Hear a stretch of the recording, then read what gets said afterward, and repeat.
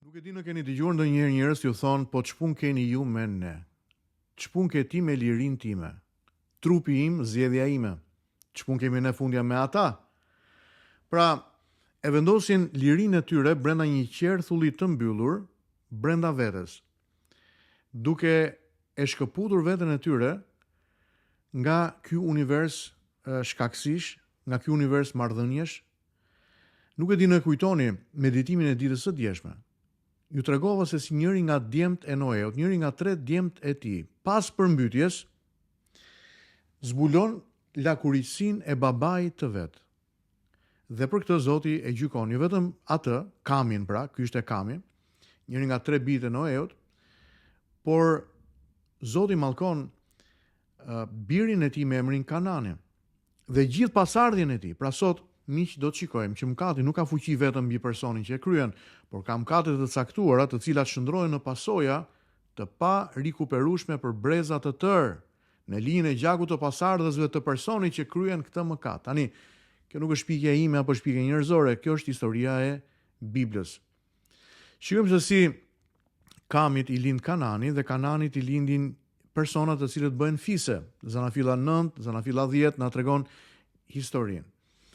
Pra, kur një moment bëhet fat historik, mëkati i Kamit, i cili zbulon në mënyrë çnderuese lakurisinë e babait të tij, herojit të tyre, Noeut, nuk ishte thjesht një akt momental, por ishte qëndrimi i zemrës së këtij djali. Përbuzje ndaj autoritetit, mungesë nderimi ndaj Atit, shkelja e rendit moral që Zoti kishte vendosur, por vini re diçka tronditse. Mallkimi nuk bie drejt për drejt mbi Kamin, por mbi Kananin, birin e tij. Dhe kjo na çon tek një vërtet tjetër e thellë. Mëkati personal nuk është thjesht diçka personale, por mund të prodhoj pasoja transbreznore. Te kapitulli 10 i Zanafillës, ne shikojmë zhvillimin e këtij mallkimi në histori. Pra nga Kanani dalin popull që më vonë do të njihen për idhujtari ekstreme, praktika okulte, praktika morale të degraduara, rebelim të vazhdueshëm ndaj Zotit. Imagjinoni qytetet si Sodoma dhe Gomora nuk janë aksidente historike, janë qytetet të cilat vijnë, pra këto popull në këto qytete vijnë nga pasardhësit e kujt? Gjeni tani.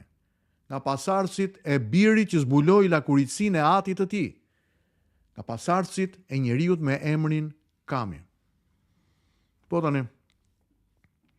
Pra, këto qytetërime janë kulmi një rrugë që fillon me një akt të fshehtë, në dukje të thjeshtë, të parëndësishëm, një akt mëkati. Mëkati që nuk përballet, institucionalizohet, shndrohet në kulturë. Nuk shikojmë pendim, reflektim, kthim tek Kami.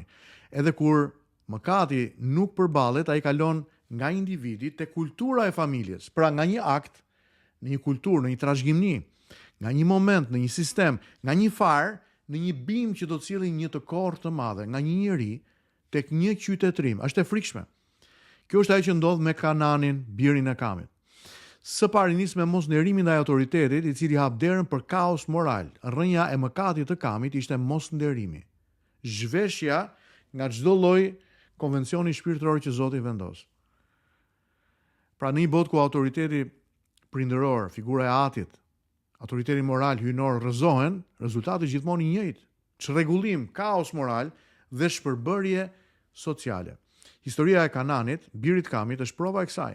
Një brez që nuk mëson të nderojë përfundon duke humbur çdo standard të shenjtë. Gjeografia e mëkatit kur territori mbart shpirtin e brezave. Imagjinoni, Zanafilla 10 përshkruan kufit e territoreve të Kananit, birit të Kamit.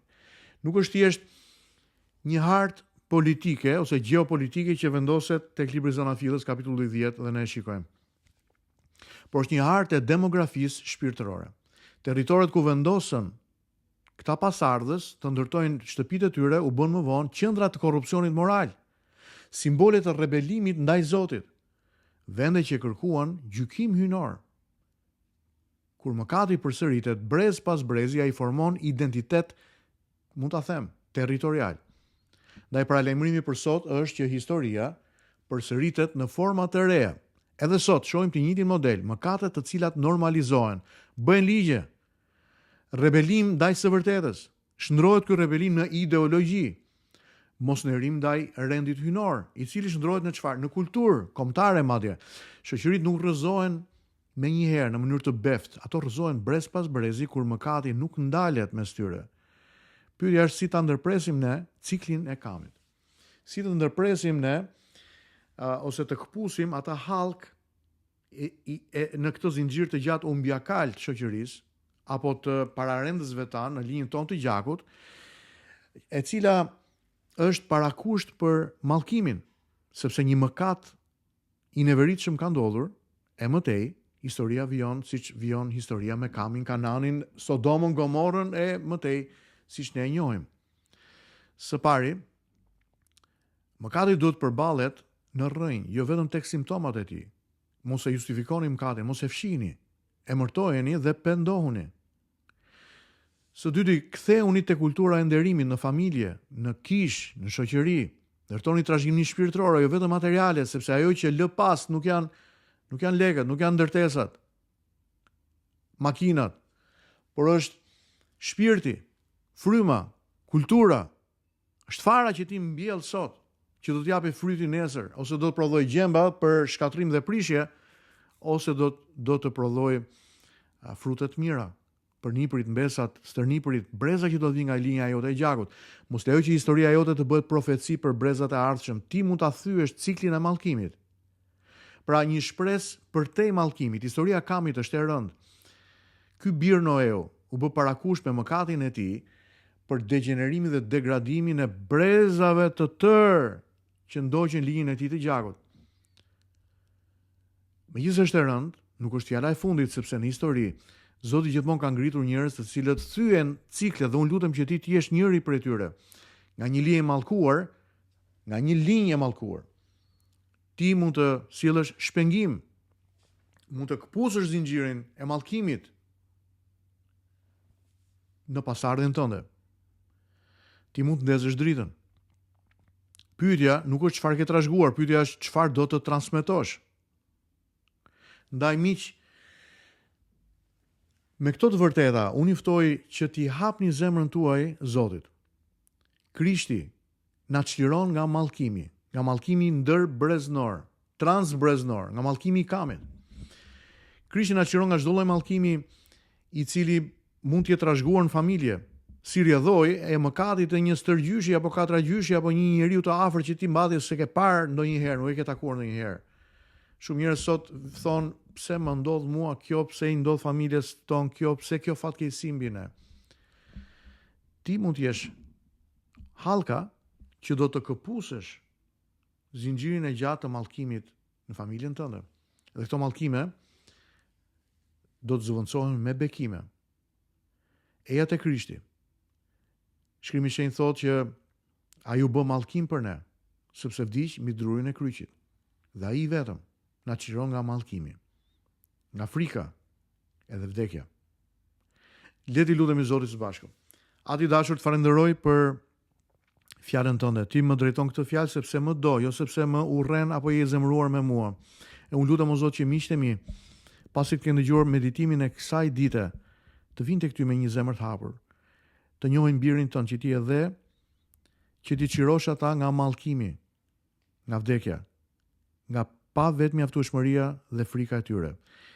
O Zot, këput në jetën tonë hallkën e cila na mban të lidhur me mallkimin ndërbreznor. Edhe unë lutem që unë dhe çdo vëlla dhe motër që është duke ndjekur tani, të jetë ajo hallk që këput mallkimet dhe lidh zinxhirin në vijim të pasardhjes me hallkën më të qëndrueshme dhe solide, që është Krishti. O Zot, lutem për fillime të reja. Lutem për bekime, lutem për liri, për shërim, për mbrojtje dhe shëndet hynor. Në emrin e Jezusit. Amen dhe amen. Miq, mbase me meditimin e kësaj dite kam hapur një dritare krejt të re që ju jeni duke parë, mbase disa prej jush jeni të habitur me këtë që keni dëgjuar sot, por kjo është historia e Biblës, kjo është historia njerëzore. Ju ftoj që të vjojmë udhëtimin tonë së bashku në meditimet e ditëve në vijim, sepse çdo ditë gjërat bëhen akoma më shumë interesante dhe të gjithë ju pajiseni me disa instrumenta në duar që të mund të bekoni jetën tuaj, që të mund të përmirësoheni, që mund të ndërtojmë së bashku familjen edhe të vjojmë udhëtimin ton në shtegun e besimit. Miru takofshim në meditimin e ditës nesërme.